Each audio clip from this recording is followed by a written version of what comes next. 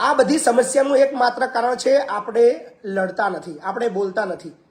અને કોઈ સમસ્યા હોય એના માટે બોલવાવાળો વર્ગ એકાદ બે જણ હોય, બાકી બધા એમના ઘરની અંદર મસ્ત હોય. સમસ્યા બધાને હોય, તકલીફ બધાને હોય, પણ બોલવાવાળા વ્યક્તિ એક કે બે હોય એટલે ક્યારે કામ થાય નહીં.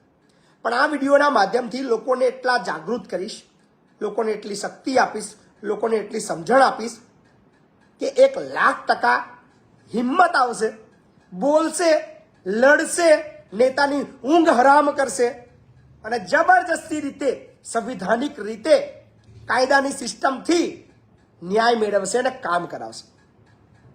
અનુભવો બતાવીશ, રિઝલ્ટ બતાવીશ, લોકો જોશે કે આવું કામ થયું. હું તમામ લોકોને અપીલ કરું છું, ગુજરાતના એ તમામ લોકોને, કે તમારી જેટલી પણ સમસ્યાઓ છે મહિપતસિંહને ફોન કરો છો, મહિપતસિંહ સાંભળે છે, થાય એટલી મદદ કરે છે, બીજા લોકો બી મદદ કરે છે.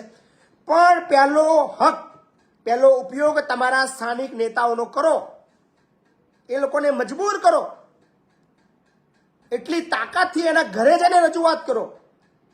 એના દરવાજા રોજ સવારે ખખડવા જોઈએ 6 વાગે.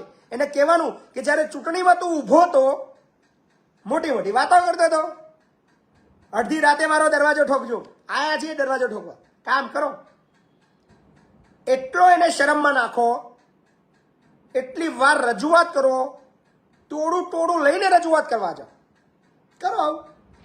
આપણા ગુજરાતની અંદર આવું થતું એટલે નેતાઓ મોટાભાગના નેતાઓ જાડી ચામડીના થઈ ગયા છે. એમને ખબર છે પ્રજા ખોખલી છે, ડરપોક પ્રજા છે, કોઈને કાયદો ખબર નથી, એમનો હક એમને ખબર નથી. બોલવાવાળા 2-5 જણા છે, ધમકાઈશું, એકાદ બે ફરિયાદો કરશું, પોલીસવાળાથી ફોન કરાવીશું, બુટલેગરોથી ફોન કરાવીશું, હુમલા કરાવીશું, એટલે 2-5 જણા બોલતા બંધ થઈ જશે.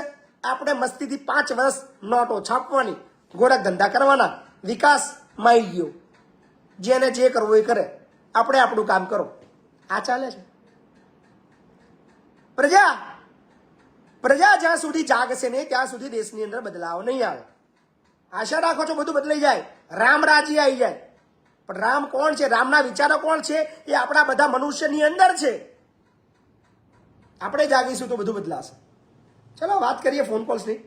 ફોન કોલ્સ વળી પાછી આપણી શરૂ કરી દઈએ, કારણ કે અસલિયતમાં કાર્યક્રમ તમારા માટે છે. હું તો બોલતો જ રહ્યો છું.